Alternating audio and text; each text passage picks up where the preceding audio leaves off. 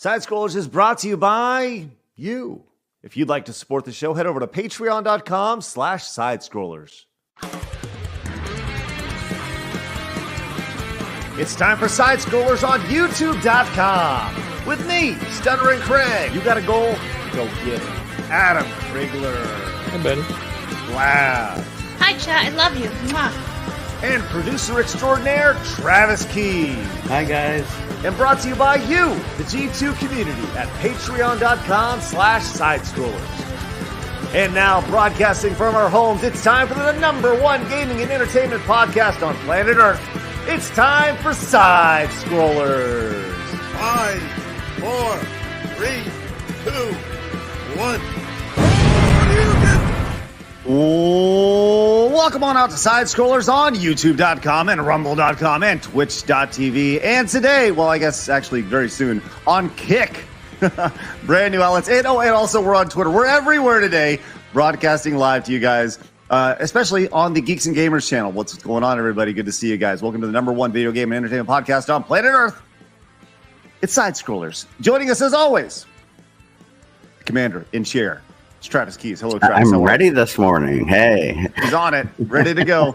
Also, Blabs. Hello, Blabs. Hi. Happy Wednesday. Hi. You always got your jazz hands going. Hey.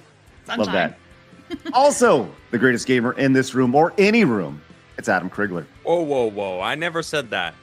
But I'll take it. Thank you. Very, very high praise. But I don't think I'm the best gamer in any room. But I'm rather good. I am good. I'm good. I'm not that good. But hey. Anyway, how you guys doing? Good to see you.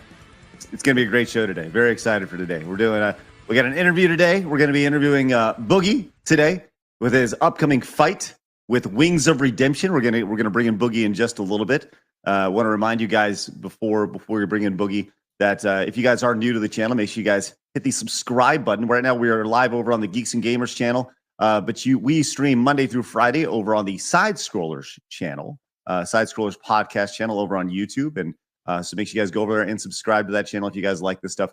A lot of folks like our interviews. We did an interview recently with the CEO of Tetris, Maya, which is great. I think it was Maya. Was her name not Maya Moore? What was her name? Maya. It was Maya. Maya. She was very nice. Just Maya. She was great. Tetris, I believe her last name was. Maya Tetris. Tetris. Roger. And obviously we had the interview with Dark Side Phil, which was just about 6 weeks ago now, which seems like an eternity. I But almost forgot that I did that, and then you just had to bring that up. bringing it back. Maya Rogers. Thank you, Bloody. Yes, Maya Rogers. I was thinking Maya Moore. Maya Moore is a WNBA player. Am I not talking? Oh, he's gone. I love how anytime he leans forward. Oh, wait, I'm muted. No, you're good. I'm You're good. like, you're just special today. But I love every time Travis leans forward, it's just gone. We're on fire today. I have magic. I'm like Harry Potter. Sorry, Trav, I didn't hear you. Sometimes when I'm speaking, I don't hear anybody else talk. It's cool. But hey, we got a big show today. We have Boogie coming on the show. I think we should probably just get into this thing. Do you guys have anything before we get into talking to Boogie?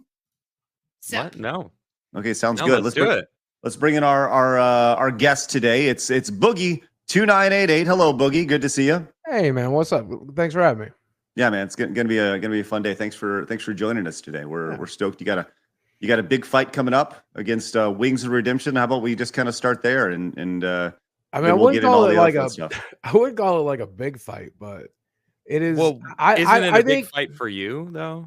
I mean, I've been in pretty much zero fights. In high school, I let somebody just hit me till he got bored, which is a fun story if you want to hear it. And then, I mean, my high school and my elementary school home was pretty much a boxing ring. So my mom used to ricochet me around the room like a pinball, so. So I feel like I'm kind of built for this, but yeah, this is my first time hitting anybody else. That's new for points or for That's fun right. or for any reason. I mean, I actually think that's a good thing, but yeah, in my opinion, what is not ever having to hit anybody in your life, but yeah, I wouldn't say getting hit is a good thing either. Yeah, I think this might be my biggest strength going into this is aside from like any trauma, like cropping up in the ring or something like that. I feel like I spent the first 18 years of my life prepared for going 3 rounds. If I can go 3 rounds with a 300-pound woman when I'm 9 years old, I can probably go 3 rounds with Wings. So I feel like, I mean, I got hit in the head with a hammer and shit as a kid. If I can handle that, I'm pretty sure I can handle 16-ounce gloves with Wings protection in them. You know, should be okay. Okay, so there's already a lot here. there's already a lot to talk about here, man. There's so much. I'll tell you, before we got started, right before we started the show, you said don't DSP me, man. Don't. Yeah. What does that? What does that mean? First and foremost, I watched part of that Dark Side Phil thing, right? And like every interviewer has some level of control. And so what I was basically saying is if I completely steer myself into a giant hole like Phil did, don't hand me a shovel, baby. Okay. Like help me out a little bit. Cause I have a lot in common with Phil in one regard is that Phil lacks all self-awareness. I lack most self-awareness. You know, like if I start fucking up here, it's gonna be an entertaining show for sure. To be fair, Boogie, both Craig and I really tried to give him a hand out of that hole multiple times. He just kept digging, man, digging. I mean, you got to recognize that though. We weren't. It wasn't an attack, and I hear that he's going out and saying like we bombarded him, we like stabbed him in the back. I mean, it's like. We wouldn't have even brought Keem on if he wasn't okay with it. Like I asked multiple times. I asked after Keem came on, I was like, is this cool? Like, are you cool with this? Like, this doesn't have to be like this. Like, we're just rolling with it. And it just like, this magic is happening right now. So, I mean, ultimately, what I will say is, 100% Phil hung himself on the show. He hangs himself every day, man. He's one of the most miserable human beings I've ever met. And as someone who sought comfort throughout the majority of his life, and eventually made his comfort his tomb, made my comfort my own prison. I see Phil doing that every day. I saw a clip of him that somebody tagged me in on Twitter the other day where he was like complaining about playing a video game. And his like audience was like upset for some reason. I don't really understand it, but he's like, oh, I started the DLC and then people complained about that. So then I started New Game Plus and then people complained about that. But if I change the game, people are going to complain about that. So I'm just miserable. Then stop doing what you're doing if you're miserable, man. You should be doing shit you like, Phil. And who gives a shit what somebody in chat says? You're playing video games for a living. You're one of the most privileged people on the planet. Play a game you like. Play a game you like, man. Like it's so confusing to me. And I'm obviously somebody who's destroyed his own body, his own mind, his own life. And I look at Phil and I see those shreds of me in it. And I'm like, oh, it just makes me hate the guy in that regard. I think when your only goal when you're streaming is to make money, then it's hard to play something you like because you want to maximize your profits and that's your only worry. So you're mad because you're not doing that. You know, I've always said if you do social media to make money, then you will never be successful and you certainly will not be happy. You got to do social media because it's in your blood. You got to do social media because it's part of you. You got to do social media because the act of doing it is rewarding to you. So if you don't enjoy interviewing people, don't make a podcast. If you don't enjoy playing video games while people watch you, don't play video games. You do what, I don't know. Basically, I got diagnosed as autistic finally after knowing for about a year that I was certainly on the autism spectrum.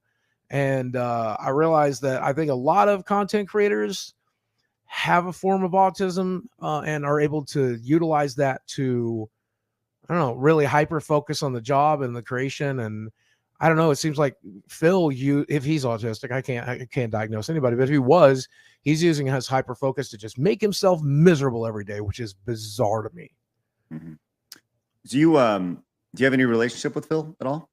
Not really. We're trying to put together a show, that LolCow podcast that Keemstar pitched, and then Phil's like, oh no, I don't want to work with Keemstar. I don't want a $50,000 paycheck. I don't want to pay off all my debts and taxes. I'd rather be miserable. I'd rather sit in a corner and cry all over myself. You know, I'd rather bitch for a living, which also cost me a $50K payday, which also costs Wings a 50K payday. And I could use 50K, and I know Wings could use it. So he screwed everybody over. So I think he's trying to make it up for this with us trying to work with another third party that's not Keemstar. But I don't know if he'll follow through. I don't feel like Phil wants his problem solved. I think Phil wants to marinate in the misery of his own creation. So I don't know if that's true. I think deep down he's scared of what it takes to actually get to that point of being happy. It's a lot of self-reflection, which you even admit he's not very good at. You know, in his world, he's doing everything right, and when obviously that's wrong, and it's his delusions of grandeur, even though he thinks I pronounced it wrong. I did not. I think it's hilarious. I guess it's his illusions of grandeur, which is how he pronounced it, which is I find very humorous. But anyway, moving on from DSP though, I don't want to like just sit here and talk about DSP. Honestly, Agreed. I had PTSD from that DSP interview for it was 5 hours of my life I won't get back. Yeah, hopefully it will not traumatize you today. At least if I can avoid that, I'll be happy. Hopefully PTSD, DSP PTSD is not a chronic condition. DSP PTSD. That's so good. Yeah. So let's actually talk about what you have coming up, which is this fight against Wings of Redemption. Yeah. And so Keem's put this together. It's, you know, his thing is 800 pounds, one ring, right? And you got Wings of Redemption and you got Boogie, and it's kind of touted as this idea that two guys who were once on the mountaintop and they've fallen down, and now this is their climb back to redemption. Is that accurate? I think that's how we build it for sure. To me, this is just another step and block of me trying to get my life together, get my body together, get my mind together. I mean, obviously it'd be a huge step back if I got hurt really badly in the ring. So that's the risk I'm taking. But at the end of the day, this is me proving to myself that I'm capable of more than what I've given myself credit for. I would think that maybe it'll show other people out there that I'm capable of more than they think I am. And hopefully in reflecting on that, they can reflect on if a 48-year-old man can run the risk of getting in the ring and hopefully have some positive result from this, either the weight loss that I've gotten or the training that I've gotten or the paycheck that I get, or maybe God forbid I win this thing. If I can go through all of these changes and I can make all these high calculated risks, you can do it too. And maybe you can get yourself out of the situation you find yourself in. I mean, I have no delusions that this is going to put me back on the map on YouTube. I have no delusions that this is going to reboot my career. I have no delusions that this is anything other than, you know, a flash in the pan. But my original viral videos were a flash in the pan, and I turned that into a 17-year career. So maybe I can work with this. Maybe it will be beneficial in the long run. Even if it's not, though, I love that. I've always been afraid to get into a real fight. I've always been afraid to do this kind of thing. And Lord knows I hate exercise. I hate eating right. I hate getting into shape. And this is making me do that. And I'm just grateful for that opportunity. How much weight has you lost? Like? My exercise is still miserable. It's about, I hit my bag for about 5 to 6 minutes now, 4 to 5 times a day. I just made that a pretty big habit. Just put on some music that I call my mantra, and I work out through 1 or 2 of the songs. Walking my dogs a lot. Been doing some weightlifting, really trying to work on upper body strength because I think that's the most important going into this. And walking my dogs a lot has been trying to build up endurance. I know from watching Wings' videos and having talked to Keemstar that his cardio is real bad.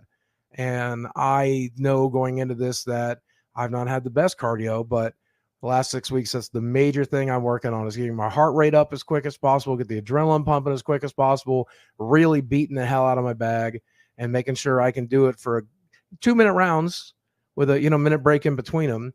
But if I can do it for 5 straight minutes, 6 straight minutes, I should be okay for the fight. I don't know. I've never been in the fight, but I feel like that's the best training I can do.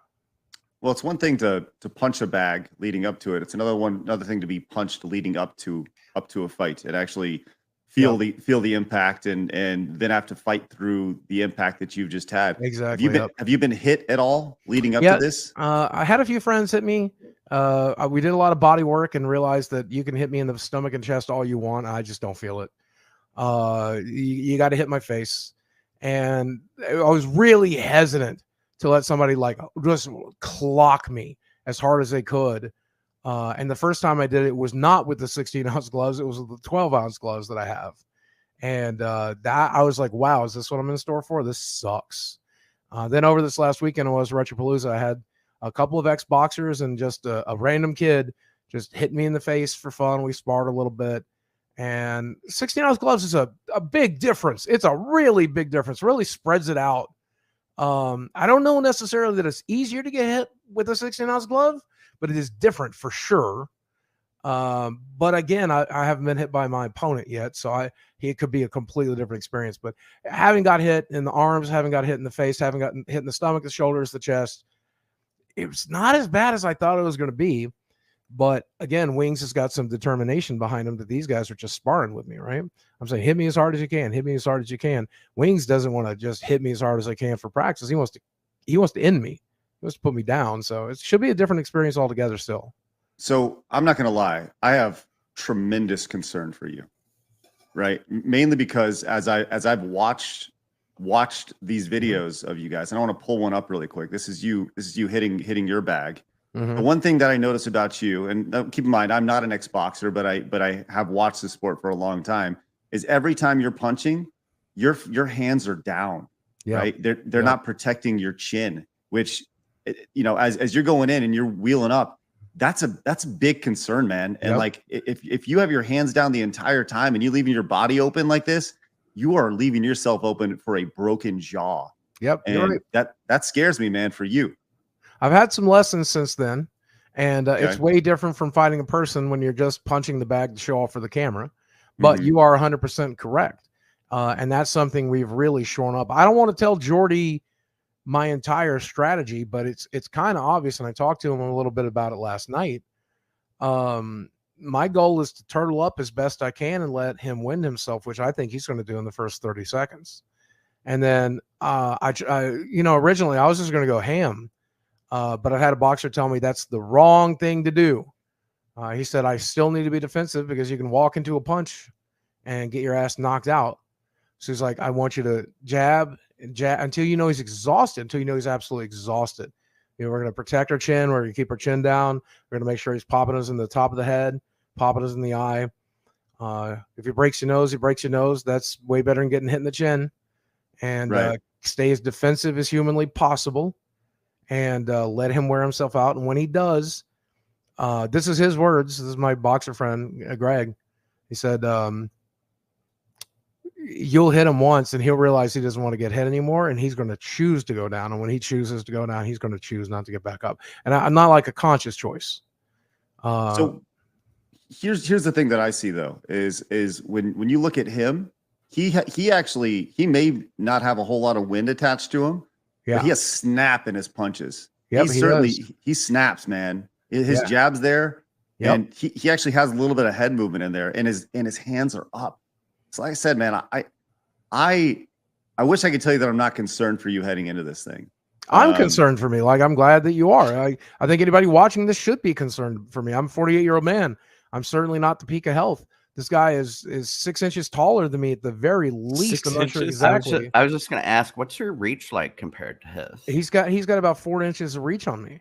So he's younger, he's faster, he's more mobile.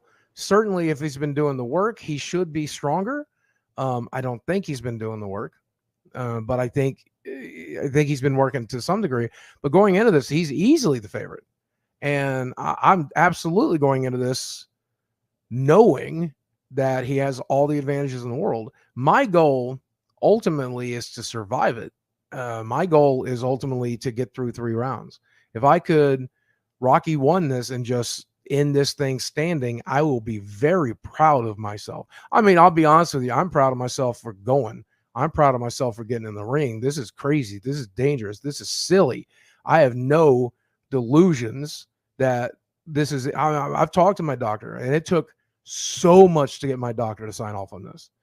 We had to change our medication schedules. We had to change training. We had to change. I had to get back on testosterone. I had to get back on tramadol again. He had to get me working out. He needed to see the progress. And when I talked to my doctor about it, I'm like, can I do this? And it's like, Steve, you can do it, but you're asking the wrong question. And I'm like, well, what's the right question? He says, should you do it? And the answer is no, absolutely. You should not do this. That actually, there's a lot of people that have said, like, these people are, meaning you two, the boxers, you know, you guys are obviously overweight, and this is not a good idea. Like, your doctor is even saying, like, no. And I've seen a lot of people out there that are mad that Keem's doing it, like doing this. I know DSP like alluded to it, and I was like, yeah, well, we're not talking about that. We're talking about you. There's two different ways to look at it, in my opinion, and I'm choosing to look at it in the most favorable way. You can look at it in the least favorable way, which is, oh, Keemstar is putting two clowns in the ring, and they're not professional boxers yet, and they're not their healthiest, and somebody could get hurt, and all of that shit, right? Or you can look at it in the way that I'm looking at it, which is Keemstar has created an opportunity for two over-the-hill, morbidly obese men to get their shit together and put themselves in a dangerous situation. Keemstar's not making Jordy do shit. Keemstar's not making me do shit. He's giving me an opportunity. And well, the point I was making, though, is exactly that. It's like, you two are grown adults choosing to do this, and you fully recognize the dangers, and it's actually been fairly beneficial for you. It seems like you're actually working out. How much weight have you lost since you started? Nobody likes this answer, but I put on, getting back on testosterone, I put on 18 pounds in the first 30 days of being back on testosterone, because I could finally build muscle again. Yeah, well, muscle weighs more than fat, doesn't it? So right, and you're up moving, so you're building it up. Yeah. So I'm currently cutting now as best I can, doing low carb and eating as few calories as I comfortably can a day, which is about 1,600, and it's all protein, avoiding all sugars and all carbohydrates, doing the basic keto thing. I think most fighters do this prior to a fight, but I know it was going to work for me. Weighed in at 403 yesterday. Haven't weighed myself today, but I have been losing close to about a pound a day. So I'd like to think I'll weigh close to 395, maybe 390 for this fight. But I can tell you the scale victories is one very small part of weight loss to me. And when I got my bypass surgery, we did a lot of education prior to it. And my doctor hated people who relied on the scale. He didn't want you to look at the scale. He's like, don't weigh yourself every day. That's not important. What I want you doing every day is I want you exercising more and taking note of the quality of life differences. Can you walk farther? Can you run? Can you exercise more? Can you stand longer? Are you having less pain issues? Are you having a better quality of life? And the answer is, in the last 6 weeks, I have improved the quality of my life so tremendously. Keemstar was at my house last Wednesday. We spent the day filming and working out. I then traveled over the weekend with my friend Michael. We went down to Houston. We went to bars and arcades, and we were on our feet all day. I couldn't have done that when I was in a wheelchair 6 years ago. My wife used to have to help me get out of a chair and move to my wheelchair. That's how broken I used to be. I couldn't have done that 6 weeks ago. I couldn't have gone to my arcade 6 weeks ago and walked around it as much as I did. Much less have spent an entire 6-7 days traveling Houston with my friend and filming every day and working with a Keemstar. So I don't really care what the scale says anymore. I know that's very important to a lot of people that follow me. I care about the fact that I feel good, I'm out of pain, and I'm doing shit I love. That's what's important to me. Let me pull up this documentary. And by the way, I think that's all like really admirable, right? But I feel like I was watching this documentary that Keem put out on the Drama Alert channel, and I wanted to kind of key in on something. There's a point in it about 2/3 of the way through where they have you, and you're kind of talking about your reason for this fight, right? Yeah. Mm-hmm. So let me kind of pull this up really fast, and we'll kind of go from here. Because this is two 400-pound men who have effectively, I'm sorry, Jordy, but we've effectively ruined our own lives. We've ruined our own bodies, right? We've ruined our own careers. And this is us fighting for our lives, fighting for our careers, fighting for our respect, fighting for ourselves. I mean, there's a bag involved, and that's great, but that's not why either of us doing this. I hope not. Okay, so right there, you're saying like, look, we're going to do this for ourselves. We're doing this for our fight. We're doing this for relevancy, but we're not doing this for money, right? And that well, you say there's money involved, but that's not why either of us are doing it. Is that? Yeah, accurate? yeah, absolutely. Well, I mean, let's talk about it because Jordy accidentally leaked our purse. Mm-hmm. So let's talk about the money. Well, let me just kind of continue on to this because go ahead. Because later on, like not just you know, by the way, your dog's really cute. Isn't he beautiful? He's sleeping right here next to me. Yeah, adorable little pup. Mm-hmm. They kind of put the contract in front of you, and to die you respond this way: the ring or die in one of these fucking chairs sitting around this house playing video games. What's the better way to go? If I have to die, it'll be a part of YouTube legacy to die in that ring. Moment of truth. Boogie's got the contract. Oh, legal shit. I don't even know what you need to say. The dog's excited. I get paid if I sign this. That's what I get. I get paid. It's happening!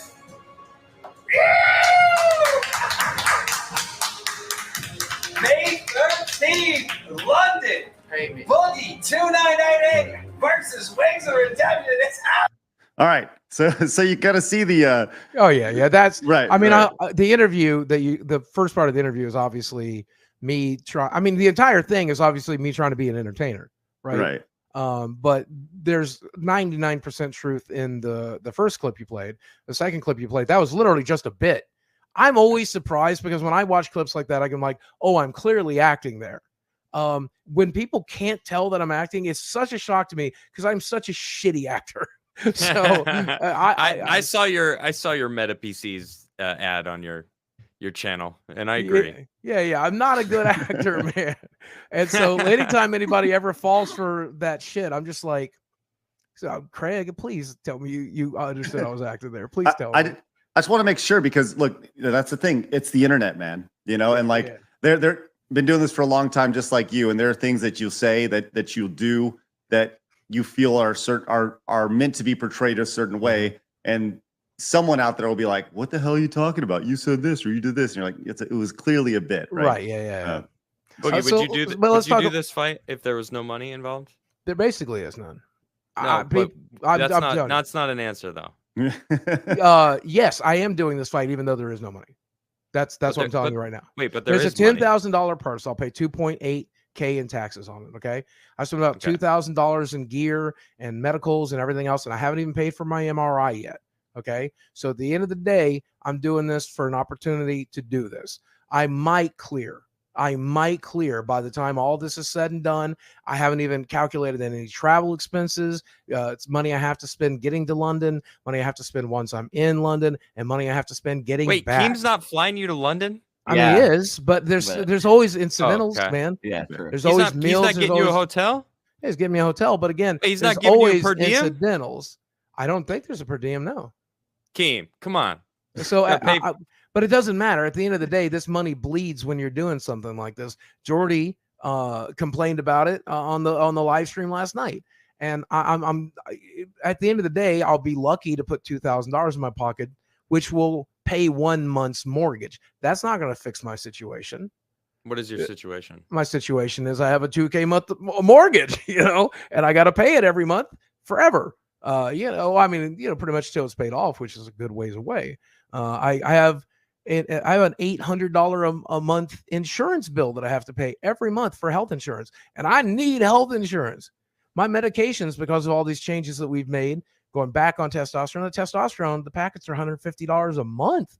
That's after insurance, right? On top of all the other medications I'm on. Your tramadol is like $100 without insurance. Oh, I think tramadol is pretty cheap now. Actually, I think it's one of my cheapest ones. Yeah, now I'm back on it. But the testosterone packets he's got me on, because I can't do the injections anymore because that gave me polycythemia. So now we're doing the packet gels. We're dealing with that's $150 a month after insurance. So I mean, the changes I've made, ultimately, I'll lose money once this is done. That's a dumb reason to do it. You'll gain health though. Right. I'm gaining hopefully 3 things. And I'll try to list them in the order of importance to me. The least important is hopefully a little bit of clout and a little bit of respect from my community and the people that love me. He did this. He was brave enough to do it. And I think it's crazy that he did it. And I'm proud of him for doing it. That would be great. The second is hopefully that'll translate to some level of more income. Maybe people will be more interested in the podcast that I'm putting together. I'm up episode 3, just did Keemstar, Power of the Internet. You can look that up. Maybe people will be interested in my content again. That would be great. Maybe it'll translate to more views, which adds up to more money via ad revenue. But the third reason is I need to earn some self-respect here, man. I really let myself go. I mean, I did a bunch of psychedelics recently and went through psychedelic therapy combined with traditional therapy. And it really changed the way I think and the way I feel about everything. But I think the biggest change is in the second session, I really had to face the fact that I was given this body, that I was given this mind, I was given this opportunity, and I squandered it and I wasted it and I ruined it. But it's not too late. And in that second session, I was my therapist was leaving, my psychedelic therapist was leaving. He's like, what do we learn from the session? And I'm like, that I need to help people, man. Because it was the heart chakra thing. He's like, I need to help people. I should be helping people. And it's like, Steve, you're people. And I'm like, what do you mean? He's like, yeah, help yourself. You're in a very unique position to where if you help yourself right now, you're going to help a lot of other people because they're going to see you helping yourself and they know they can do it too. So that's my biggest goal here. And I know, Craig, like a lot of people, what if you die in the ring? Like I said in the interview, you got to die of something. May as well die fighting for your life. Might as well. Your motto is literally YOLO right now.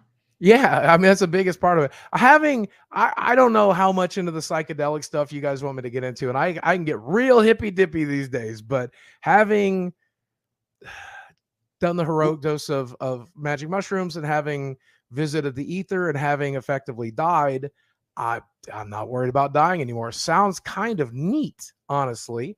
I don't want to leave. I like it here. I like being the Steven guy. I like being this character. I like experiencing this life. I want to experience it to its end, and I want to do the work that I'm supposed to do while I'm here, but I'm no longer afraid to die. It's kind of great, if I'm being honest with you.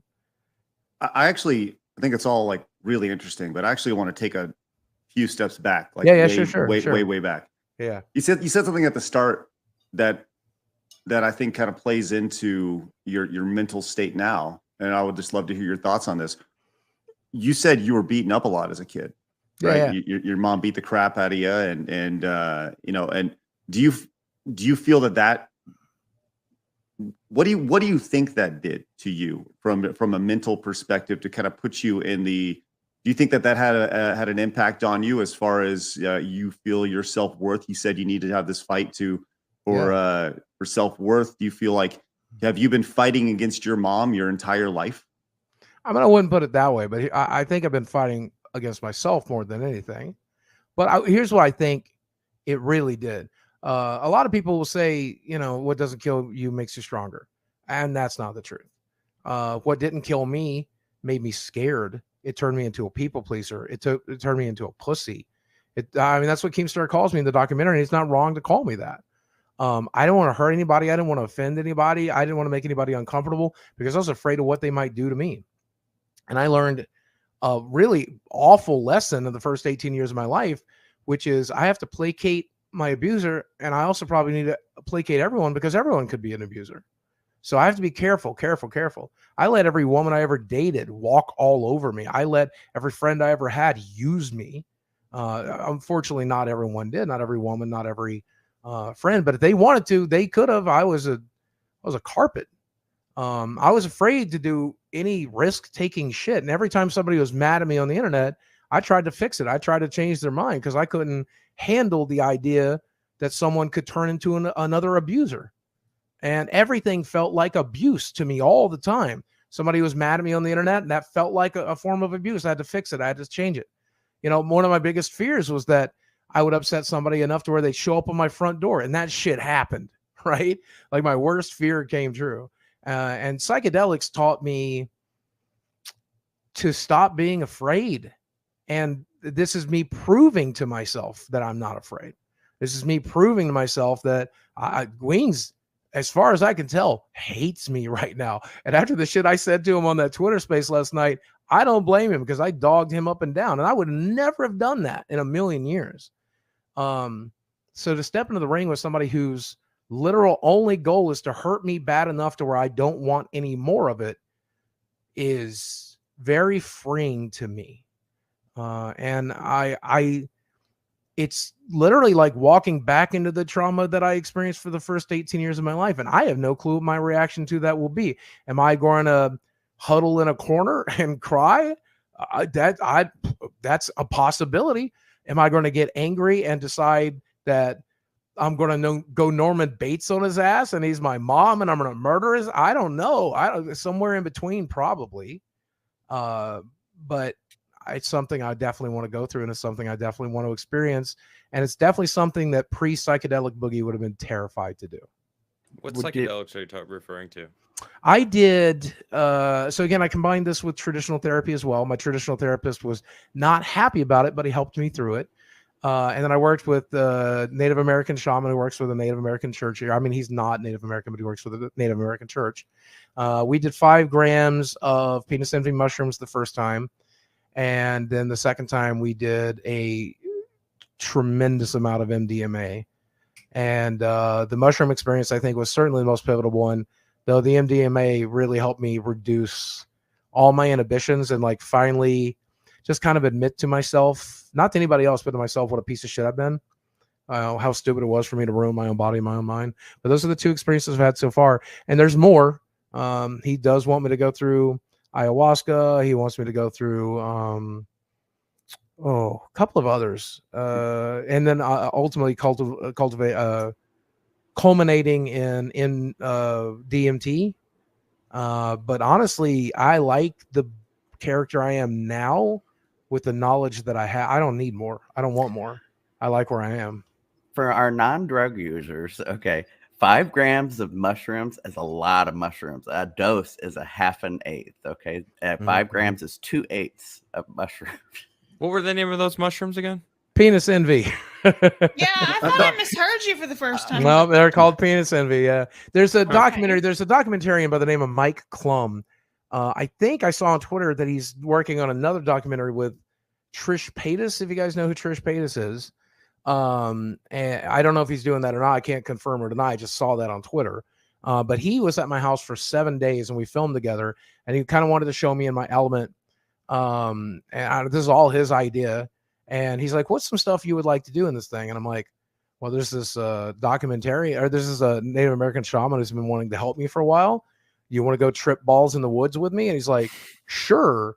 And I hate that I did it for the wrong reasons. Like, I'm like, this is interesting for the documentary, and this is interesting for the audience. Maybe people will like it. I didn't realize I was about to completely change my life. But I will say, to his credit, to Ryan's credit, as he's handing me the mushrooms, and you'll see this on the documentary if it ever comes out. He's like, all right, man, are you sure you're ready for this? Because things are about to change. And I was like, bleep, blop, bloop, give me the candy. I don't know. What do you mean by that? And then like 3 months later, I'm fighting a dude in London. Like shit blew completely up. Yeah, it's pretty wild. So you've talked about, I think that's interesting stuff. I actually want to hear more about like this DMT trip that you went on. And because as somebody who's never. Yeah. So I smoked DMT back in 2019. Oh, you did? Oh, okay. Yeah. And not it was for therapy though. It was some low. No, that's what I went into it with the intention of therapy. And it was some pretty low grade shit compared to smoking that DMT to the man who gave it to me. God bless you. But also that was some low grade shit. I experienced very little. I got a taste of what it was going to be like when I finally, took the heroic dose. But the first experience was fairly freeing. I got some ideas and visions. In fact, I'll tell you the full trip if you really want to hear it. I'm intrigued by this. Yes. So the full trip, I smoked so much trying to get there. And then I got there and I was able to kind of leave my body a little bit, but not fully. I was definitely I was in 2 places at once. And the first thing I saw was like the fractals and the color wall, which I got way more experienced with from shrooms. And then I saw like this big mushy color wall, which I don't know how to describe it any other way. I touched it and I tried to get through like the veil, and I'm like, I need to get in here. I want to get in here. I'm thinking that.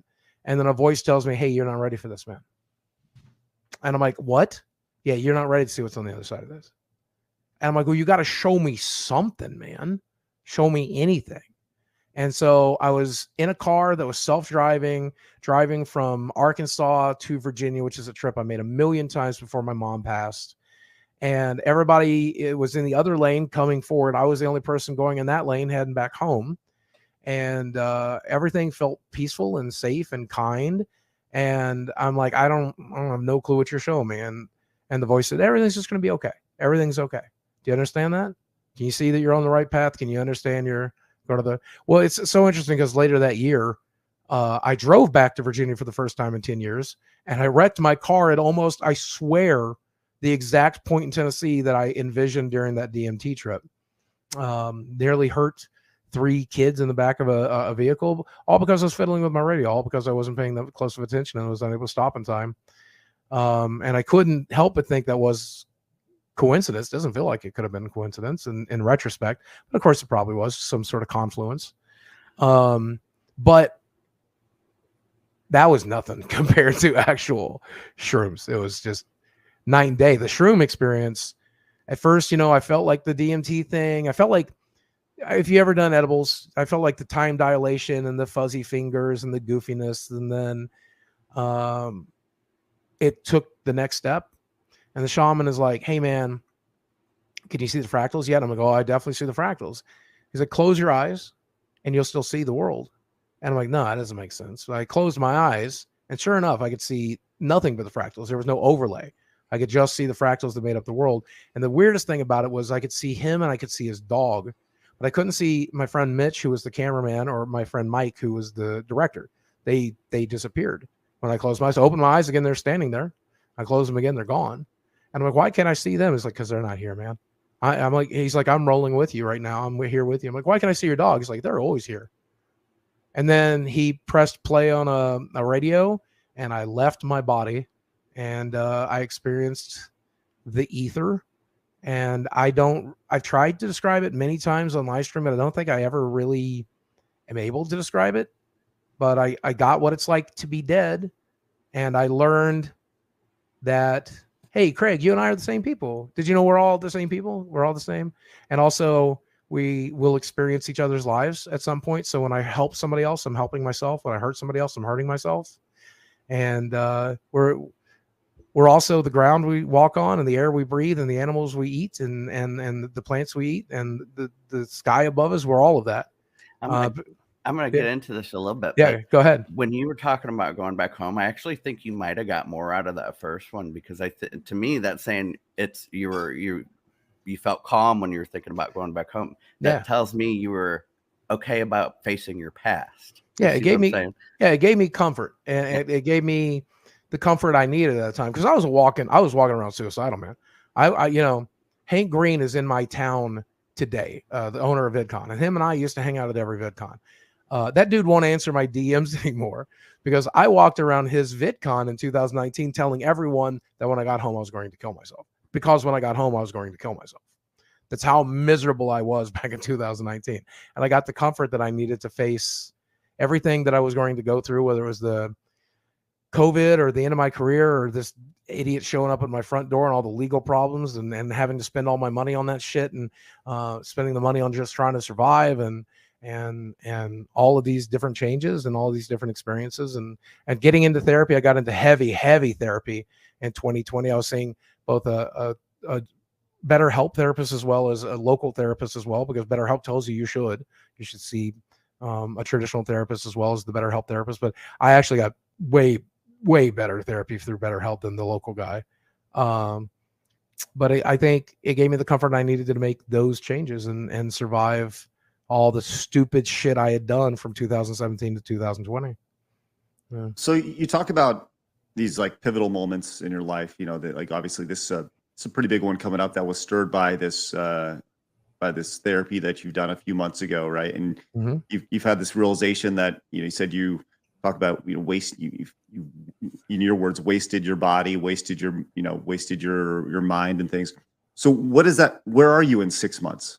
Where are you in a year? Do you have a plan laid out for what your life looks like in 6 months, 12 months to not quote unquote waste your body and waste these things that you mentioned? So all of the therapy that I've gone through, all of the Buddhist philosophers I've studied, whether it's or even just like Alan Watts, or even go back to Nietzsche, they'll all tell you making plans is silly. Worrying about tomorrow is a very silly thing to do because there is no tomorrow, and there's also no yesterday. There's only now, and so that's how I'm approaching my life every day. I wake up now, and I experience now, and I meditate to get to now. And then I think about now. What am I doing now? Today I'm doing this podcast with Craig, and afterwards I'm going for a walk, and then I'm going to play with my dogs, and then I'm going to talk with my friends, and then I'm going to work on my podcast, and I'm going to go to bed having felt stronger and better and healthier, and then I'll do it all again tomorrow when I wake up in that now. I hope that if I continue to do that, I hope that in 6 months more people are enjoying my content and enjoying the person that I am. I'm hoping that I'll be healthier than I currently am. I hope that my now, 6 months from now, will be better. Or 6 months from now, I could be dead. Or 6 months from now, there could be another COVID. Or 6 months from now, Putin drops the nukes. I'm not worrying about it anymore. I'm worried about having a really great now. It sounds a lot like recovery from drugs. For anybody who's been through that, I have. But they teach you to live in the moment and to face what you're doing right now rather than thinking about the past, worrying about your future. Because if you can't get past not using now, then you're going to be a user. It's so interesting. I'm so glad you shared that. But it's so interesting because like when I did the mushrooms, nobody told me what I was going to experience. Nobody told me what I would expect. But here's what I experienced, and I got the same other enlightenment that everyone else gets, whether they get it from meditation, they get it from a drug, or they get it just by waking up one day and realizing what this is all about. And it sounds like having an alcoholic dad, having gone through Al-Anon, having gone through, I forget the support structure for that, for the families of alcoholics, and having you mention it now, we always teach each other the same thing. There's some fundamental truths, and I think that is definitely one of them. So of course it helps you recover because you are learning a fundamental truth that time is an illusion. It's made up. It's a fractal of the human brain, and the past does not exist and the future does not exist. There's only now. And if we were able to step out to a cosmic scale, there is no such thing as time. The universe doesn't experience time. We experience time. Yeah, but Boogie, you say like the past doesn't exist or doesn't exist, right? But you yourself say, you're one of the reasons why you're fighting is for relevance, right? Relevance. You want to be relevant in this space, right? And I hope so, yeah. A lot of your relevance is tied to your past creation, right? That's why you have 4 million subscribers, right? That 4 million people at one point felt so.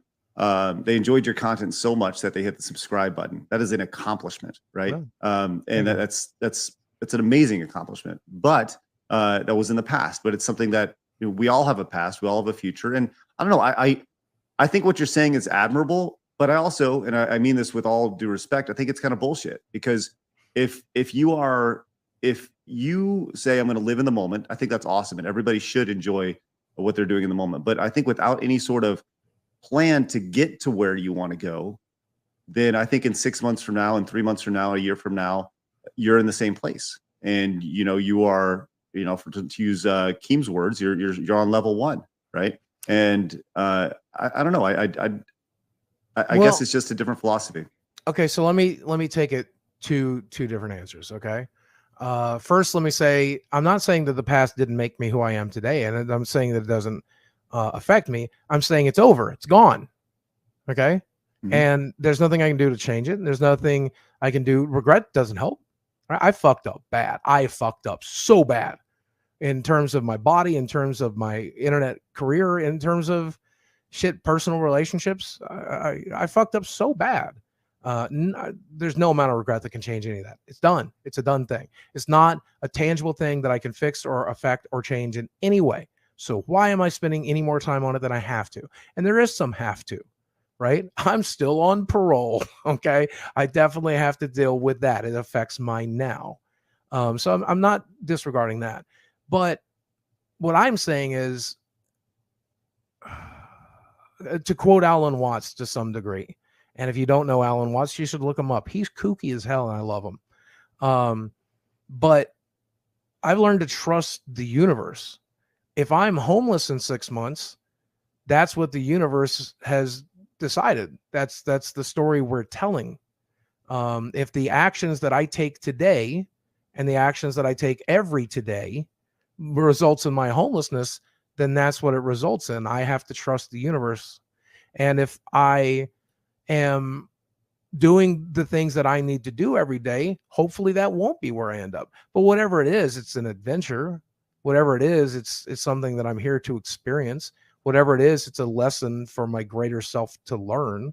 I don't want to be homeless. I will avoid it at all costs. I'll do everything I can to pay my bills. I'll do everything I can to make sure I can take care of myself and the people that rely on me. But I'll do that in the today. I'm doing that today. What can I do today to take care of myself and my family? What can I do today to make sure that I have a good day? But I mean, I do have plans to some degree. I know that I'm enjoying working on my new show. So I'm going to work on it every day. And I'm working on it right now. And hopefully it'll have good results. Maybe it won't. And I know I'm enjoying working on my body. Do what? Where do you see yourself in like 6 months from now? Like No post clue. the fight? No clue. Where I want to be? Yeah. Sure. Where I want to be is I would like to be happy, healthy, wise, and fit, and experiencing life to the best of my ability. I'd like to think I'm still in my same house, though that's probably up for grabs at this point with my income issues. I'd like to think I still got the same friends and the same family. I'd like to think I still got my dog, though my oldest one is really starting to show ages of bad health issues. I'd like to think that this podcast that I'm working on will take off and a lot of people will really enjoy it. I'd like to think that, but I don't even know if the nukes will drop between now and then, so I don't worry about it too much. Does that make sense? I actually think you guys are both right. I think it's an amalgamation of both. I think your past does matter to an extent, but Craig, I think you're so used to having your now planned out that you can plan for the future, but addicts or certain people can't do that. Like I when I was going through that program, I couldn't plan for the future because I had to worry about today. And if I didn't worry about today, I was using. You see what I'm saying? So that's why you're taught to think that way. And I think that's for certain people that works better because they have to control what they're doing now rather than what they're doing 6 months from now. And I do think there's another element for me as well.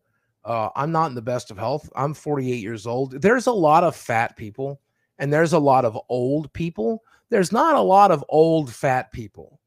And so trying to expect, oh, I definitely am going to be alive in 6 months. I'm definitely going to be alive in a year. I mean, come on. I before the polycythemia, I was a huge candidate for a stroke or heart attack. So, I mean, that's, I would rather do everything I can to treat every day like the gift that it is, like I think we all should be doing.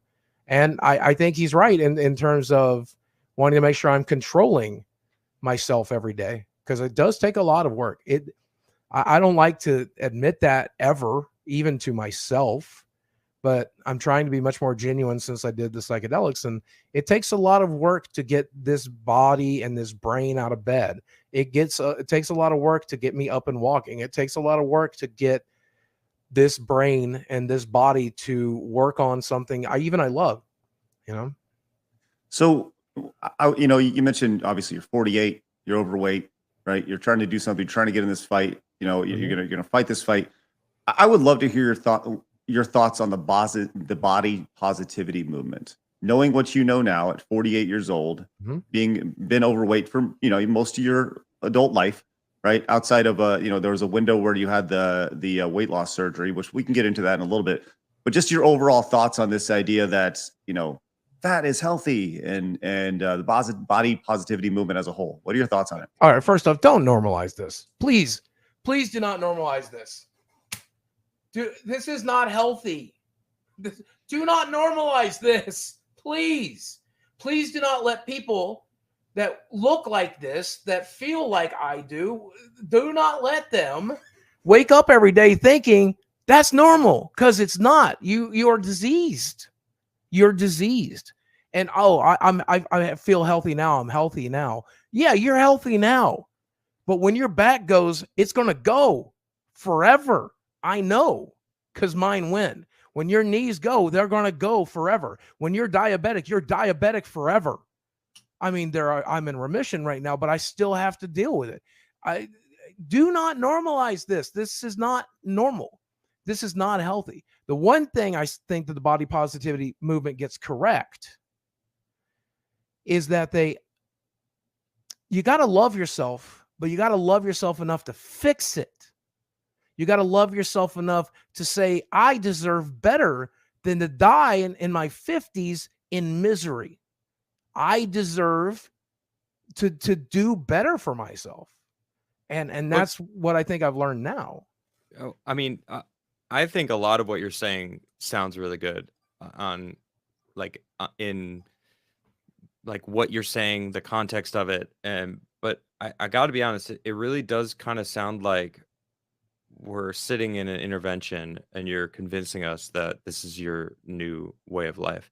And I mean, that's okay. I respect that. No, yeah, and believe me when I say this, like, I really hope that's where you really are, because if this is true and you're reaching this point where you're like, I fucked my body up, like I totally am shitting on my my future, which whether it exists or not, it will be here eventually, right? So you're gonna have to face when your knees go, when your anything else goes. So if you're reaching these points, like, that's really good. I'm really happy to hear that.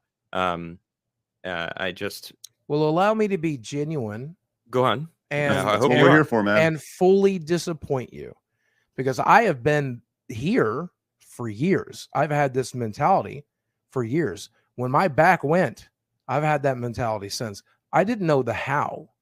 I didn't know how to get my brain and my body to get up and moving and get to doing this. I didn't know how to overcome my eating disorder, because that's what it is.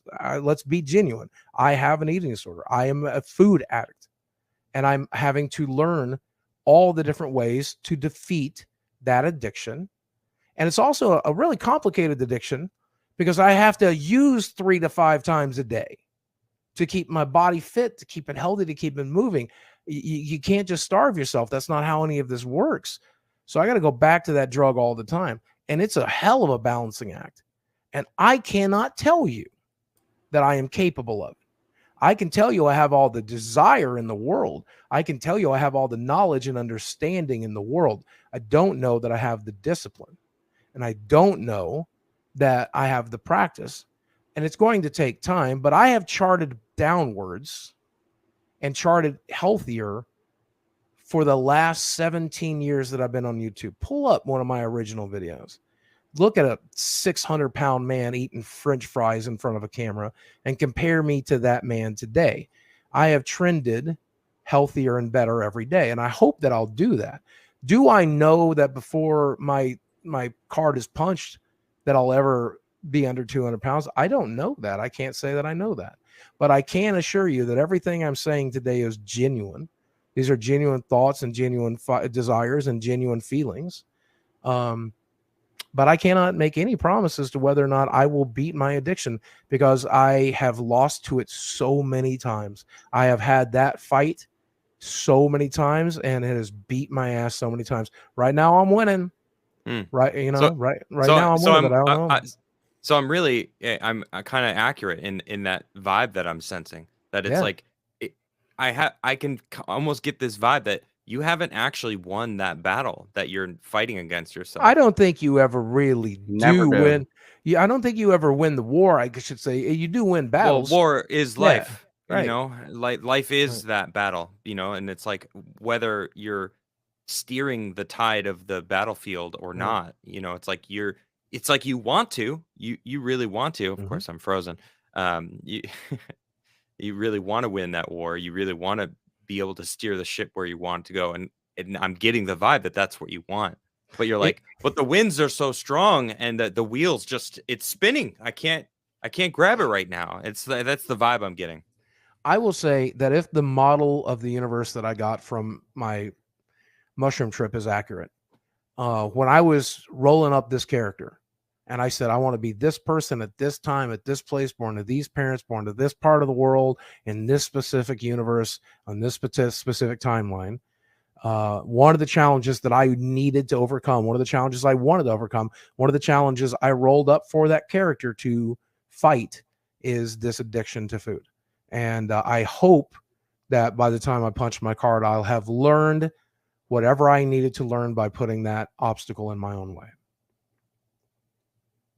I think it's hard for people who have never been around addicts or been addicted to anything real bad or to see the perspective of it, because they don't know what it's like to look at something and want it every second of every day and be compelled to only do that thing. You know what I'm saying? And literally while you're watching TV, you're thinking about food. While you're doing this, you're thinking about food. While you're, or whatever it may be you're addicted to. Yep. But while you're on the bathroom, you're thinking about food. While you're walking your dog, you're thinking about food. While you're doing this, you're thinking about food every second of every day. Yeah. Would this be better if I was eating right now? Oh man, I've told people this, and it's one of the most embarrassing things I've ever said, but I don't mind saying it here. I once I went to Krispy Kreme after a doctor's visit. This is after my bypass surgery, for the record. And it's just, my doctor happens to be real close to a Krispy Kreme, 1.5 miles away. So it became a habit to get the donuts. And I ate like 4 or 5 of them in the car on the way home because I'm fat as hell. And then I got home and I threw them away in the garbage out in the garage because I was disgusted with myself for having eaten 5 donuts in a car ride. And I didn't even think about eating them. You don't enjoy them when you're driving. You're just putting them in your face. Just putting them in your face. I didn't get to enjoy the food. And so I threw those donuts in the trash. And then later that night, went out to the trash and got those donuts out. And I ate those donuts while crying about the fact that I was eating those donuts. And I still finished them. That's a thing I did. How embarrassing it is to be that out of control. But that's how out of control I have been in this life. I'm definitely not that out of control now. And I don't even know if I should say this, but the people that are in my life, I have 2 people that live with me, are very close to me, lifelong friends. They see this fight, the challenge that I'm in. I've had tremendous support, even to the point that when I got done live streaming last night, there's a salad waiting for me, ready to go. And didn't even have to think about what I was eating. They're just making it that much easier for me. And I think with that support structure being the best that it's ever been, even better than when I was married, and having the people online that are supporting me and having this new knowledge and information, I think I'm probably doing better than I've ever done, but I still can't make promises because I'm an addict. You know, all I can ever promise is that I'll do my best, you know? And I understand that. Right. And I, as pointed out in the chat, I think it, Funny Whip says it takes courage to be so honest with your weaknesses. And it sounds like you're very upfront about them and you are also realistic about things. I want to, you've obviously struggled with your weight for a long time. And one of the things that, you've been well documented is you had this weight loss surgery, right? Mm-hmm. Yep. And I was watching something last night that was really intriguing to me. And so you had this weight loss surgery with the intention of, was it like a lap band type thing where I got gastric bypass, where they take out about 10 inches of small intestines, and then they remove 90% of your stomach and move it to the side. They reconnect a new stomach, about 10% of your original size. And then you have to keep your old stomach in there to produce juices that'll help you digest your food when they're in the small intestines. And so it restricts the ability to consume as much food in one setting as possible.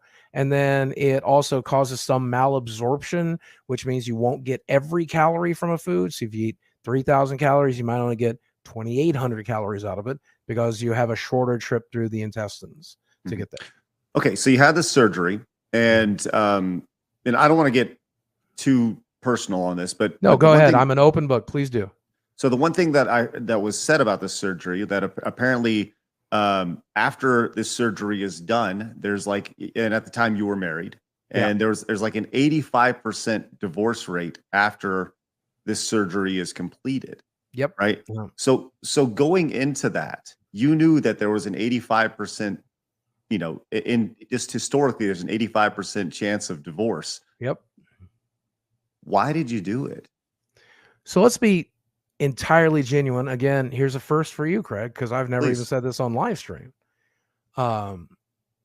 Number one, I was dying. I've said that. I when I had my meeting with the bariatric surgeon, I had a blood pressure of 210 over 180, which is emergency situation, like emergency room, go get pumped full of atenolol kind of situation. But that was my walking around every day blood pressure.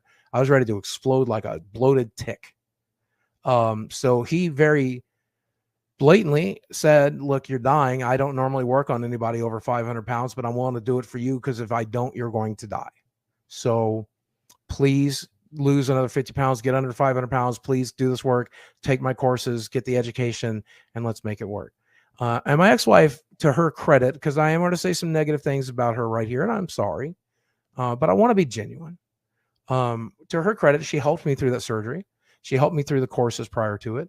And that woman was having to help me in and out of my wheelchair prior to that surgery. And I do not blame her for being sick of my shit, being sick of being married to a disabled man, being sick to someone who is married more to his job than he was his wife, being sick of getting harassed every single day, people harassing her at her work, harassing her in her home, having to live the internet lifestyle that I thrust upon us. She helped me with that, but she certainly did not enjoy the negative aspects of it, and it was damaging to our marriage. But I knew months before that surgery that we would most likely separate after the surgery. And we confirmed that about a month before the surgery. I'm like, look, I know you're unhappy, and I am very unhappy. And this marriage is not working. And I think we can get through this surgery, and you can choose to leave after we do.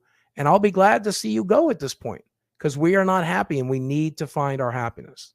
And I want that for you. And I definitely want that for me. But I think I'm going to be a completely different person after the surgery. I think you're not going to have to worry about the weight issues. You're not going to have to worry about me being disabled. You're not going to have to do these things. You won't have to be a caretaker anymore. And we can go back to being the couple we were 2 years ago. And I would very much like to try that. Would you like to try that? And we did to some degree, but we realized it still wasn't going to work. The magic was out of it. The genie was out of the bottle. My disability and my near-death experience had killed the romantic love we had for each other, but we do still to this day have a familial love. I literally just got off the phone with her a couple of days ago, and we shared our lives, and she's excited for the fight and wished me well.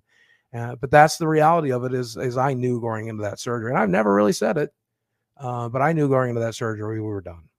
It was just a matter of getting me through it. It was still extremely devastating for me, though, to lose her, but at least I had the knowledge. But go ahead. I was going to ask you, most children see it a long time ahead of time before their parents are going to get divorced. Having not been divorced myself, I don't know, but I only know it from the child's perspective. Did you guys know did you know a long time ahead of time that you were going to get a divorce? Did you see it coming before that, or was that your moment? I think she saw it before me. And then I started picking up on the signs that she knew it. And my model of marriage, being a 48-year-old man, 45 at the time that we divorced, or 43, however old I was, raised in the Southern Appalachians. When you marry for life. Doesn't matter if it gets bad. Doesn't matter if it gets shitty. I stood up in front of God and everybody, and I said forever, and I meant forever. It didn't matter if she put me through hell or I put her through hell. Didn't matter. We were going to stay married. And it was interesting because our marriage failed without anybody really going through hell. I mean, it wasn't great that I was dying, and it certainly wasn't great that she was in a caretaker role, but it's not like we were screaming at each other. It's not like we were fighting each other. We certainly weren't doing what my parents did. Right. So it kind of blindsided me at first. But then as we discussed it, I'm unhappy. I need a change. What changes can we make in the parameters of our marriage? And when we began to look at those changes, it wasn't going to work. It just, the parameters of the marriage had to fail for her to find herself and for me to find myself. And I did not do a very good job of finding myself. If you followed me through 2018, 2019, even a good chunk of 2020. I was a righteous asshole. I was such a complete piece of shit. I'm so embarrassed of the things I did during that period of time. If I could change it, I so certainly would.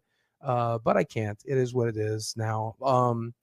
But no, I'd say the earliest I knew for certain, like I knew that it's air I'm breathing. I knew that in June of 2017. And for the sake of her family, I had to lie online too. I kind of let it slip out one day, and she was very hurt by that. And I was like, okay, I can fake it if I need to, you know. And I think I did a good job. But I really started getting an inkling about it as early as March or April of that year. So you knew going in. Yeah, I knew. I knew we were done. Yeah. You know, obviously you've kind of shifted your content over the years. You know, you started off as Francis, this, you know, overweight guy who's funny, yelling at things and is over the top and kind of angry video game nerdish, you know, very like a character. You know, and you saw tremendous success, and you've shifted to be a little more transparent, talk about mental health, you know, battles with depression, things like that. Do you feel like boxing is really the best way to deal with this? Probably not, but it's an opportunity the universe has presented for me, so I'm going to take it. I don't know what the best option is. I don't have the ability to scale out on the cosmic scale and look at every timeline and figure out which is the most positive one. That's why I'm experiencing one, and I was destined to experience the one in which I box. So we're going to do it. There's probably a bunch of timelines in which I experience this boxing match. Some of which I die at the end of it, and some of which I have positive outcome of it. I don't know which one this is going to be, but I'm excited to find out.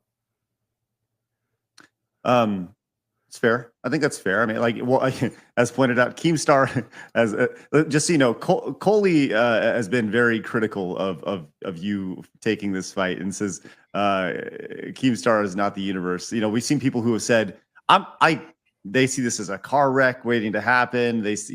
How can they possibly do this? They say it as a kind of exploitation and such. What's your response to that criticism of it? Well, again, Keemstar, I'm sorry, bud, but you never should have signed me up if you didn't expect me to be genuine. So let's be genuine. Okay? Any fight is a form of exploitation to some degree. Even with the healthiest boxers, they are signing up to get hurt and hurt another person. That's what the sport is.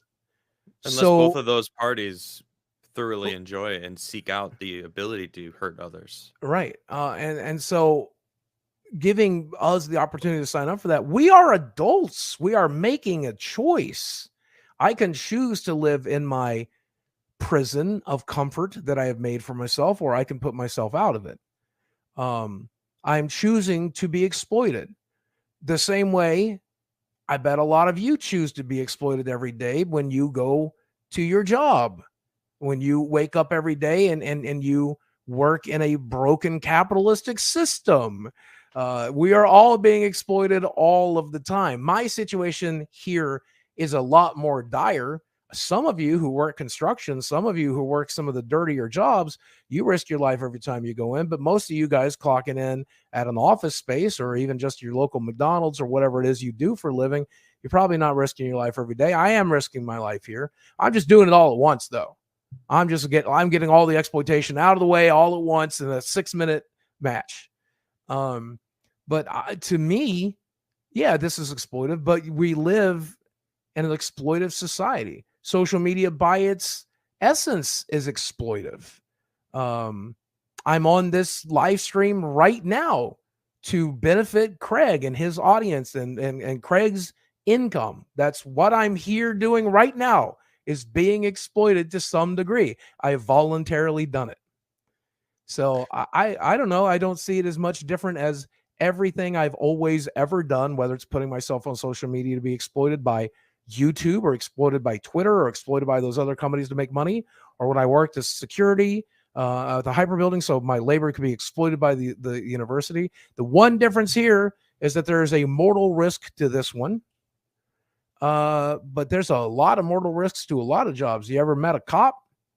They risk their lives every single day. They're being exploited by the billionaires who fund that system. Right. Yeah. I don't disagree with you. I think that you're an adult. You can make your own decisions. And, if you're not an adult, yeah, there's exploitation. But I think as an adult, you have the opportunity to make your own decisions. And, to be fair, like this show is also being exploited to raise awareness for your fight. So right. it's a tug of war. Right. It's a and whatever platform you monetize this on is taking their percentage too. Your labor is being exploited. Everybody hears, but it's the nature of what we do. But you could also look at it from a different perspective. And I'm compelled to say this by my psychedelic information and knowledge. Are we exploiting one another, or are we working together to achieve some sort of common goal in the great scheme of things? Right. At the end of the day, I don't really understand, nor do I have the capacity to understand what all of this is about. But I could say, oh, Craig had me on to exploit me today, and I'm exploiting Craig to help promote the fight, and maybe it'll generate views for me. Or I could say I'm helping Craig out, and Craig can say he's helping me out, and that's also true. So guess how I choose to look at it every day. Right. So let's take a step back again, and one of your biggest, say one of the bigger criticisms that people have of you is people who, those who don't know, I feel like a kind of set the table here, is you made a video talking about your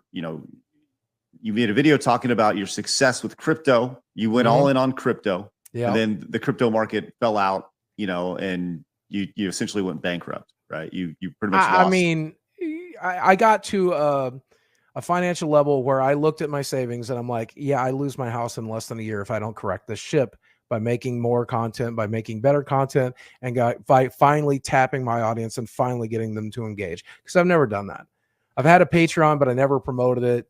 I live stream, but I never asked for donations. I'd never been the e-beggar people thought I was. So I thought, hey, you know what? If it'll keep me and my family in this house, then maybe it's worth going ahead and giving it a shot. And I gave it a shot. So I'm curious with your crypto investment, what crypto did you invest in? And if and you can say as much or as little as you want. Oh, I'll say all of it. I'll say all of it. Well, how much did you invest? Had about $175,000 to my name. And I was beginning to see my ship sink on YouTube. Keep in mind, most of my Francis videos never earned money. I didn't get paid very much, if at all. It was too early in YouTube. Yeah, the table flip. I didn't make money. On top of that, when monetization really started settling in, they demonetized all of that. Because what is the character? He swears constantly. He breaks shit. He simulates fighting. All of that's against terms of services. So if there's an ad on those videos, and there rarely is, those ads are the lowest quality ads paying the least amount of money. And so my option at that point would be to crowdsource. But I didn't care about being a millionaire. I had probably one of the most telling moments of my life.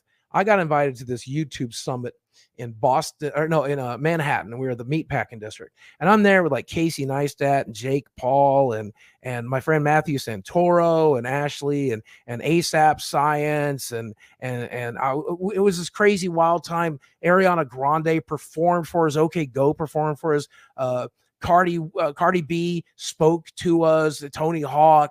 Like, and I have like this like complete out of body experience. I've never experienced anything like this in my life. And at one of the dinners, I'm sitting with Matthew Santoro, and he's like, well, look, Boogie, everybody in this room's a millionaire. And I looked around and I realized I'm the only not millionaire that got invited to this thing. I was never going to be. I wasn't even close to being a millionaire. I wasn't financially secure when that happened. So I just was shocked by it. So when my friend looked at my $175,000 in the bank account, and he had 10x'd his money with crypto because he got in super, super early, he's like, put everything you got in there. And since I was suicidal, I thought, let's go. All right. If I lose all my money, I'm going to kill myself anyway. And if I make a bunch of money and I'm financially sound, maybe I'll stick it out. So I put my money in. And at one point, and people are going to die when they hear this, I'm so sorry. But at one point, I was close to all the money I had in my house, my magic collection, everything I was worth. I was almost a millionaire. almost worth $1 million. That's not enough for me to retire off of. That's not enough for any human to retire off of in the current economy, but it was enough to where I could live off of for the next 10 years comfortably at spending $75,000 a year, $80,000 a year. And that was enough for me. So I made the video. I'm like, hey guys, I am financially secure. I don't want you guys donating on my live streams anymore. I don't want you guys cancel my Patreon. It's over. Don't worry about merch. I'm not going to do brand deals anymore. Don't worry about it. I am the most secure I've ever been in this entire YouTube thing, and I want you to know that I'm going to be okay. If you go back and watch the video, that's what I say. I don't say I'm rich. I don't say I'm flush with cash. I don't say I'm buying a yacht. I'm saying I have almost enough to retire off of, but even though I don't, I have enough to live off of for the next 10 years. And since I'm so fat and so old, I probably won't live that long anyway. So I'm okay, and I'm going to be okay. That was the point of that video for me. But people don't, most people don't watch the video. They look at the thumbnail, they look at the title. And I definitely gave it the wrong thumbnail, and I definitely gave it the wrong title. Like, that's on me, 100%. Fast forward to a little while longer, and I had made some unsafe crypto bets because my friend encouraged me to make unsafe crypto bets. And then that money was worth less than I had originally invested. And I'm like, holy shit, I've lost money here. But I stayed silent about it for the better part of a year and a half. And I had to go through the legal fees and spend $27,000 on that. And then I had to continue to pay for my cost of living and my insurance and my health and everything else. And I looked at my bank account, and entirely genuine. I looked at my bank account after having spent money through COVID, having spent all that money on healthcare and therapy and everything else. And I'm like, wow, I'm down to about $25,000. I'm going to lose everything in the next 6 months because I have almost zero income. I've got to get shit figured out.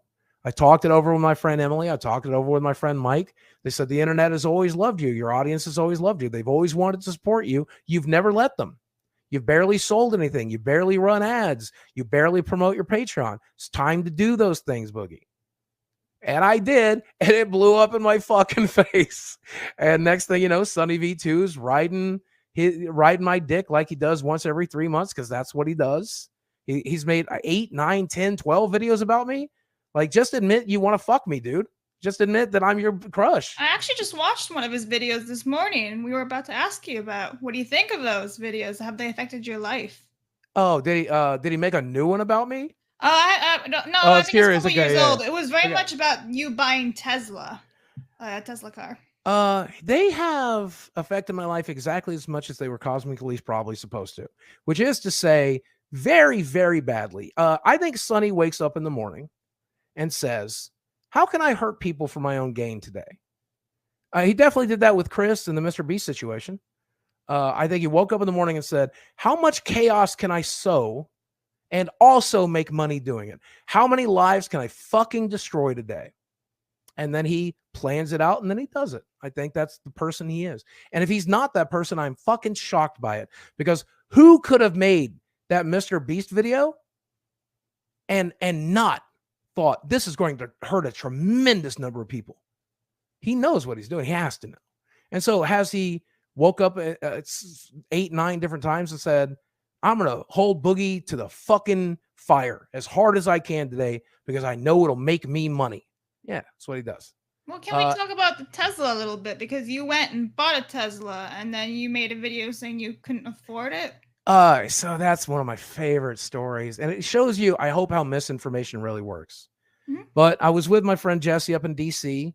We went and test drove a Tesla because a fan wanted us to. And he hard sold me on that shit. And I'm a sucker, man. I'm such a sucker on anything. Number one, he pretended to like me, which is enough for me to, really learn to like you. But then on top of that, he's like, dude, imagine this car is going to be self-driving within a year. You'll be able to sleep while it's earning you money. And it's going to be, just imagine, it'll be the new Uber, the new taxi, right? And so I put my down payment, and I tweet about it. Hey, I just put my down payment on a Tesla. I'm going to get this thing. And there's this group of people who, we all have them. I would imagine you guys have them. This group of people that are just like obsessed with you and like they want to affect your life. They want to either negatively impact it or try to destroy it. Or, my group of people said they wanted to see me kill myself, and they're going to try to drive me to it. But then you also have like less miserable people than that. And that group of people decided that even though I had that money in crypto, even though I'd made a good amount of money, I could have bought 3 Teslas at the time. I could easily pay for that out of cash, and that was my plan. But like he's trying to force his fans to buy him one. So that was the message I was reading my whole trip. That was the message. So I got home on live stream and I'm doing a bit. And I'm like, now I want you guys to pay for my Tesla. Reach down in your pockets. If one of you out there has $100,000, you can just go ahead and donate it. Or I guess if it takes 2 of you, you can donate 50,000. Or I guess if it takes 4 of you, you can each donate 25,000. But obviously, I'll get my Tesla paid for immediately tonight, right? I'm doing a bit. And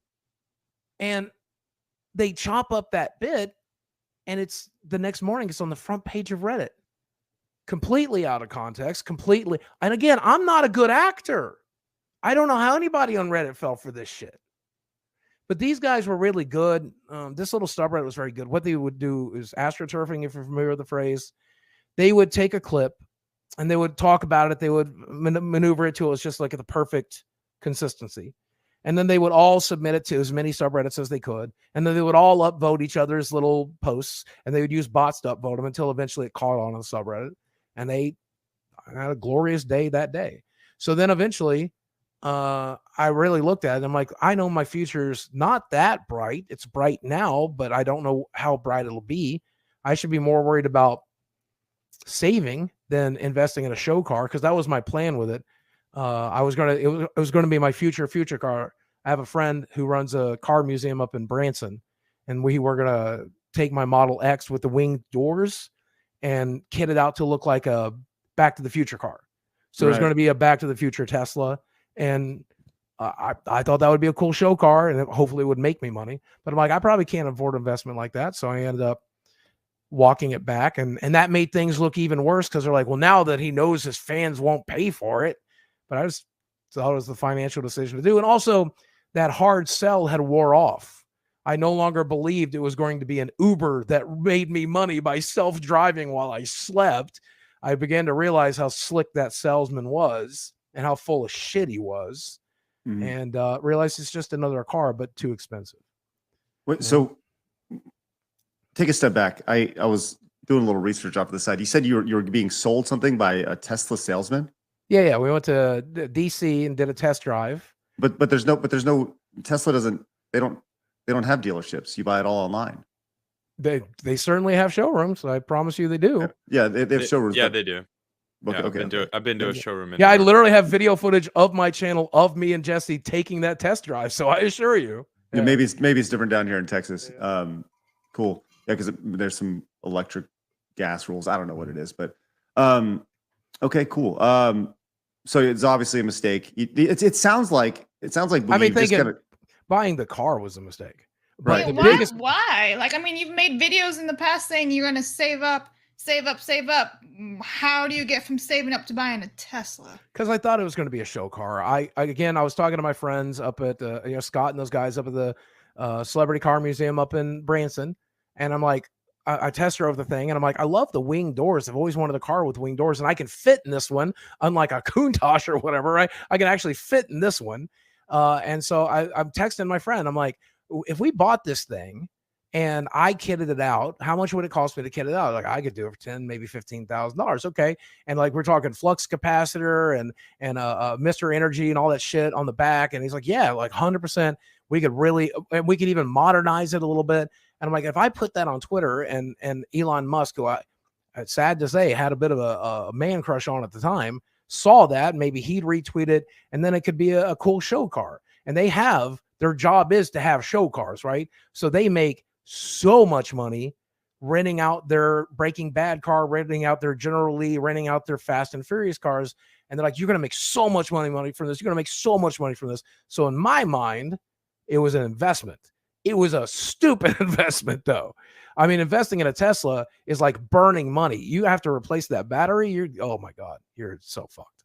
So so you saw dollar signs as an investment. It sounds like you have a hard time when a friend or an opportunity, we talk about crypto, we talk about this Tesla, we talk about, it sounds like you have a hard time. You say you're a people person. You're a people pleaser, almost as if I'm a people pleaser, almost as if I was raised in an abusive home by abusive narcissistic parents, almost as if I was a copy paste of every person who's ever gone through what I've gone through. Almost.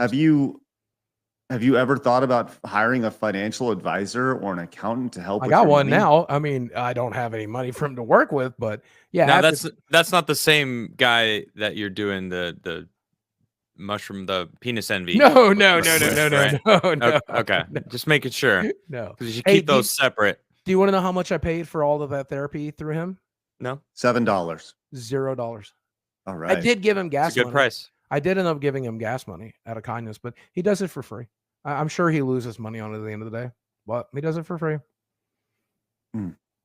Okay. So I think a lot of this, your experiences as an adult, and we've circled back to this many, many times. But I think a lot of this stems from your relationship with your parents. You just said it yourself. You had this tough relationship with your parents, and ultimately it led you to devalue yourself, which ultimately led to poor relationships with women, which ultimately led to, once again, devaluing yourself more, which led to wanting to please people. There's a very clear line of demarcations across the way that actions in your childhood led to you being certain ways as an adult. Yeah, I mean, your childhood is a very formative time, and going through trauma as a child is difficult. Going through trauma as an adult is difficult, but going through it as a child, it's going to really, really schedule out your life for you real good. And when that trauma isn't once or twice or 10 or 100 or 1,000 times, but when it's every day for 18 years, it does a number on you for sure. But I can't blame my childhood for any adult decisions I've made. It definitely slanted my choice towards an option, but I always had the option, right? Every addict has the option to do the drug. Every criminal has the option not to do the crime. And so I have to pay the penalty for not, even though when I looked at the boxes, there was the 99% here. I'm always going to choose this because this is how my brain is wired. And there's the 1% here. I still have to hold myself accountable for not choosing the better 1%. And my life is a product of making those bad choices. And I have the self-awareness now to make better choices, but I'll give you the credit to even say, maybe this fight is part of that. Maybe it is part of it. Keemstar offering the opportunity. I don't want to disappoint Keemstar. Maybe it is because I want to please the audience out there that likes me. Maybe part of it is that as well. That's the problem with being crazy. That's the problem with being delusional. When you're delusional, you don't know their delusions. When you're schizophrenic, you don't know their voices. So if I'm batshit crazy right now, I don't know that. I think I'm sane. I've always thought I was sane. I can look at my past and realize those are some crazy ass choices you made. Those are some dumb ass decisions you made. So it's I don't know. Every day I'm trying to exert some level of control on my choices, and I'm probably more successful at it than I've ever been. But people like me are definitely products of our environment, and definitely products of our abuse, and definitely products of our trauma. Yeah. See, I was going to say, I think you don't give as much credit to your abuse as a child from your parents to your decisions in your younger years, not now, clearly. And I think it becomes more your fault as you get older if you make bad decisions. But I certainly think in your early 20s and stuff, it's very much affected by how you were treated as a child. I think it's a big part of it. And I think there's still, even at the ripe old age of 48, and having done group therapy and spoken with people in their 50s and even 60s who are abused children who are still in recovery, because you always will be. Having read books about it, having participated in subreddits on it, you never get fully removed from this. It's such an important part. The school you went to, the education you got, the food you ate, the medications you took. Did you ingest poison as a child? That could infect you for the rest of your life. I ingested a type of poison for 18 years. It's going to affect my brain and my body forever. I can learn to live with that effect. I can learn to live a good and healthy life with that effect, but it will always have that impact on my brain and my body. People look at me and they see a very undisciplined person. And in most regards, that is true. I'm a very undisciplined person because I do not assign my effort to a lot of things that other people are able to assign their effort to. I assign my effort into dealing with the tremendous amount of damage that was done to me and trying to live a healthy life regardless. This is tough, right? It's tough to hear, right? That you acknowledge the idea that you've had some trauma in your life, tremendous trauma, right? A tough childhood.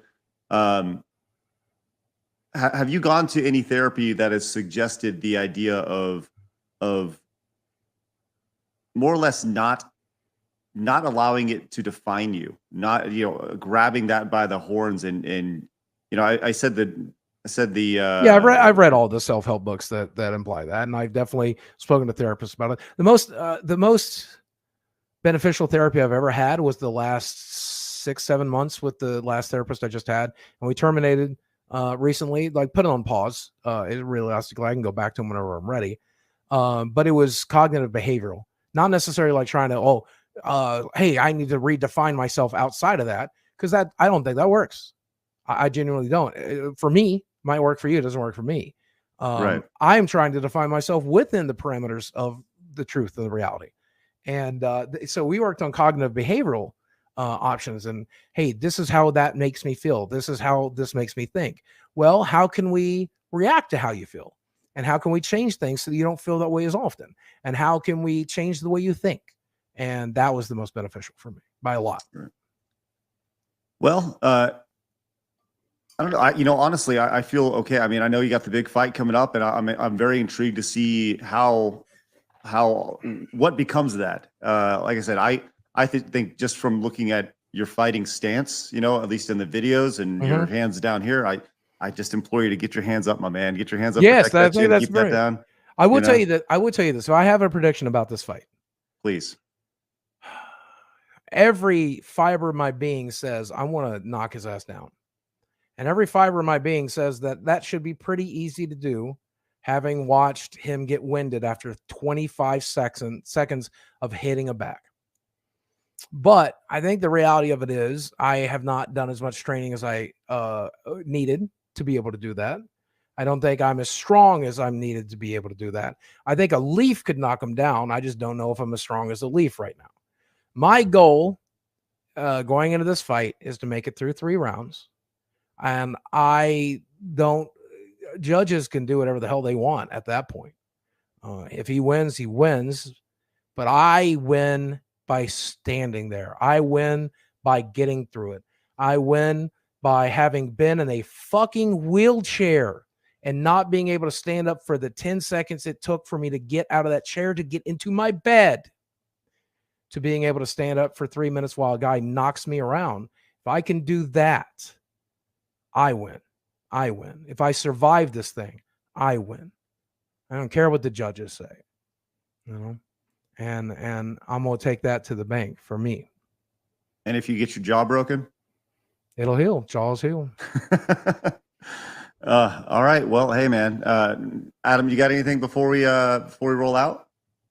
I just hope that you're reaching this point for you, instead of trying to convince us or the audience. Like, I'm not doubting, but I want to believe you. So I really hope that you're reaching these points, that you're getting healthy on your own, and you're doing it for you truly to reach a happiness in your own life and a healthy position. Because I want everyone to be happy and healthy. So I appreciate that, man. And I'll tell you, I think time will tell. I 2 years ago when I was saying this stuff, I knew.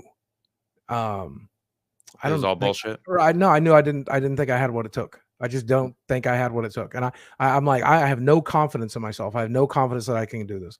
I have a good amount of confidence right now that I can continue to be healthier and happier every day. And I plan to do that. Whether or not that means I'm going to look the way people want me to look, I don't know. But I do know, I can promise you, I'm living my best life right now and the happiest and healthiest I've ever been. I wasn't this healthy when I was 15. So I hope that continues, and I hope that you'll be proud when the time comes. But I know, as it is right now, I'm proud of shit. I'm so happy to be me. I'm really, really proud of what I've accomplished so far. All right, Labs. I would just say I hope you keep working out even after the fight. Absolutely. Maintain a positive, healthy environment. Thank you. That's the plan. I do worry, like Craig said, if my jaw gets broken, that's a little bit of lay down time. So Wings, don't break my jaw. Okay. He's gonna break your jaw. You heard it here first. Trav? He's gonna try. I mean, I just understand you a lot more, and I have a lot more perspective on who you are and your motives for doing this now. And I just wanted to say that I understand it a lot more. Thank you, man. I really feel like I connected with you on this. I really appreciate you, man. I look forward to seeing some more of your content and seeing what you're doing. I think everybody in this room, I think you guys are great, and I hope this has been a good interview. I hope your audience has liked it. But if nothing else, I feel like I touched a kindred soul during this, man, and I'm glad we got to do that today. Yeah, nice to meet you. Nice to meet you. Well, I said, I just to echo what Adam said. Anytime we do an interview, it's never to, we ask questions that I think people want to know, right? Mm-hmm. And it's up to whoever we ask to answer those questions, right? And we'll listen, and if we hear bullshit, we'll call it, right? And that's kind of what we do. With that said, everybody here wants what's best for you. Everyone here wants what's best for anybody that we talk to, and if you're doing it for the right reasons, which is for you to feel better about yourself, for you to once again, in your words, not waste what you have. Mm-hmm. That's the most important thing. It has to be for you before anybody else. So let me share one piece of perspective, because I think it'll bring you some comfort. I learned to understand something very valuable, and then, again, this is psychedelics, and I know I'm a broken record, man. I can't not talk about it. I'm so sorry.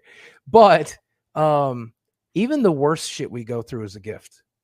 All the pain, all the misery, that's part of life, and it's kind of great. It's kind of great. So if this turns out to be a very awesome, positive experience, great. And if it turns out to suck and I break a shoulder or have to recover from some shit, whatever it is, that's also great. I am just happy as a pig in shit to be here. I'm happy as a pig in shit to be alive. And so know that no matter what I'm going through, whatever the outcome of this fight is, I'm going to take full advantage of it and enjoy every second of it.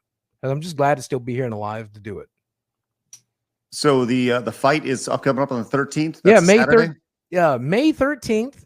You can watch it live on the Drama Alert channel. It's the prelim for Misfits 7. If you want to get the pay-per-view, watch the whole thing, you're absolutely welcome to do that. But the prelims are all going to be live on the Drama Alert channel May 13th, and I hope you check it out. I think you guys will be pleased you did. I'm going to be doing a live reaction to it, most likely, as it's happening. I'll tell you this. There's a lot of things I can't control, like in the ring, right? But I am a meme factory, man. I'm going into this with as many thoughts, like what is so memeable that I can do, whether it's in the weigh-in or the press conference or I'm going to try to give you guys the best entertainment that I can. I can't guarantee I'll be that entertaining in the ring, but I can tell you on my way to that ring, you're going to laugh your ass off. Have you sold any sponsorships on your shorts or anything like that? Yeah, babe, I got Meta PCs backing me up. MetaPCs.com. Use code Boogie. Save 2% off of your purchase. Knock out that piece of shit computer you've got right now and pick up a real winner that can go all 3 rounds. MetaPCs.com. Use code Boogie. Thank you for that. There you go. Maybe we'll sponsor you. Maybe Side Scrollers will sponsor you to put like a. Maybe we'll put I don't know. We'll figure it out. We'll figure out a way to a sub to Side Scrollers. Dude, I think you'd be glad you did. My outfit. Oh, it's so memeable. I tweeted out. They're working on it. I'm hoping they're going to get it done in time. Otherwise, I'm boxing in like champion shorts, which I really don't want to be the case. But they're so memeable. I went with Mountain Dew colors, dude. And wait till you see. I want to tell everybody. I'm so excited. I want you to know specifically, but I can't. You got to watch May 13th. You got to watch. DM me a picture, and you're gonna love it. We'll figure it out. Yeah. before we go, I want to hit a few super chats real quick. Blake, thank you so much for the two earlier. Mav Dick says PTSD from DSP. Travis stole that for me before I could type. Thank you so much. The fight is actually taking place in London. Is that right? Yeah, it is taking. Yep, London. London. Thank you, Brian. Appreciate that. Blake says this episode hit really close to home. I'm over 400 pounds because of my eating habits and activity. This has given me determination to change. You go, Blake. I'm glad. Love that. Wheeling Through Life. Brian was asking about how to watch the fight. We answered that. Kizzy says, first time watching you, Boogie. I wish you well, but self-sabotage is hard to overcome. Once aware, it becomes easier. Good luck. Thank you. And Dark Side Droid says, I want to hear what Adam has to say. He's the most level-headed individuals in his corner on the internet. One of the most level-headed individuals in this corner of the internet. Adam, do you have anything to say before we wrap? Well, first off, thank you. I mean, I kind of, without sounding like a broken record, like I've said it already. Like, I want to believe Boogie here. You know, it's like, it's not that I don't believe him, but I don't know him, and I've heard this before. You know, it sounds like he's trying to convince us, and honestly, I think more importantly himself. And that's exactly it.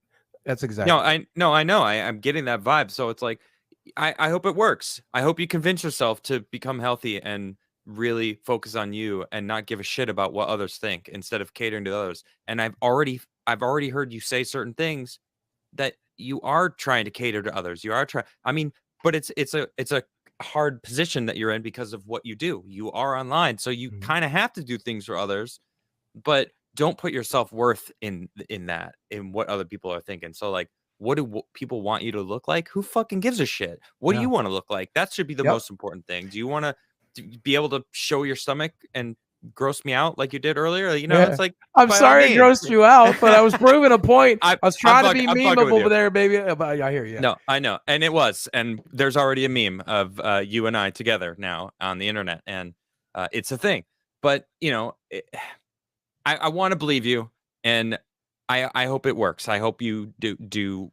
It can. And people think that I don't want the best for DSP. I do. I want Phil to be successful. I was trying to give him ideas. I was trying to help him out. That whole 5 hours of that interview or therapy session, whatever you want to call it, you know, was me and Craig actually trying to throw him a bone and being like, hey man, like, how can we help you? Like, well, you can prove it right now with Craig. Like, fuck all these people. Like, well, let's prove that you're not this person, you know, and any time it came up, it just, he was just like, no, I'm good in this little hole that this is my comfort zone. I'm good here.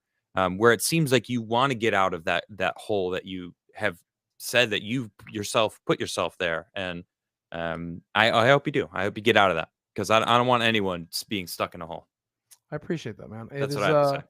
I will 100% say that I spend a very large amount of time a day, and I think most addicts do, convincing myself that I can do this, convincing myself that I don't need my drug, that I don't need my comfort, that I don't need those things. I'm reading a Stephen King book right now, and there's a recovering addict in that book, and he's got 2 tattoos, one on each hand, and one says can't and the other says must. And he says that he has that there to remind himself, because he knows he must use his drug. He needs it, he wants it, but he can't. And so he has to live in a constant state of must and can't. And that was actually really interesting to me. It was really healing to me. But there is a certain amount of, the other thing is though, at the end of the day, I was born to be an entertainer. I've always wanted to be an entertainer. I didn't care if I was a comedian or a wrestler or a YouTuber or a lol cow. I don't care. I want to entertain. I want people to either laugh at me or laugh with me. As long as you're laughing, as long as I can take you out of the shitty bubble that is life for a few minutes, and you can forget about what's going on and you can think about something else. If I can provide that for people, I want to do it. So at the end of the day, that's another can't and must. I can't rely on what other people say, but I must. And it's a fun balancing act. Leon the Shark, this isn't a super chat, and just someone from chat said Boogie has been working hard for years to become better. As an audience member, I do see positive differences in him. That's great to hear. Yeah, thank you, man. That means a lot. Thank you. So keep it up. Thank you. Awesome. Well, Boogie, we appreciate you coming on today, man.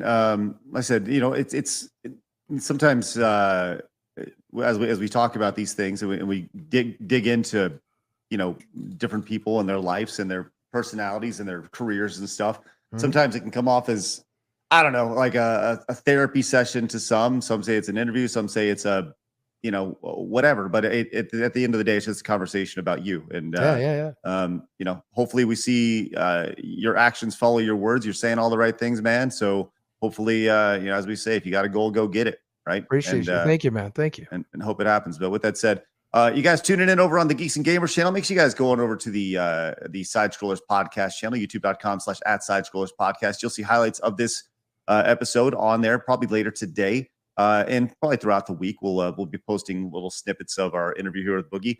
You guys can also follow us over on our brand new Kick channel over at kick.com/Side-Scrollers. If you guys are into the new Kick thing, we'll be streaming over there very shortly, as well as on rumble.com/Side-Scrollers as well.